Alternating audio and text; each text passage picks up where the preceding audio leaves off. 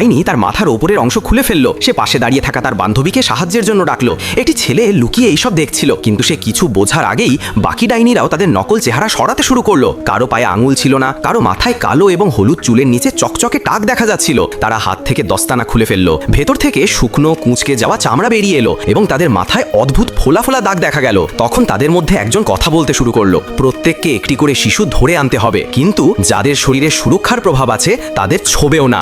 যদি কেউ এই মিশনটি সম্পূর্ণ করতে না পারে তাহলে তার পরিণতি খুব খারাপ হবে। এই কথা বলার সাথে সাথেই তার চোখ থেকে নীল লেজার বেরিয়ে এসে একটি ছোট ডাইনিকে ছাই করে দিল।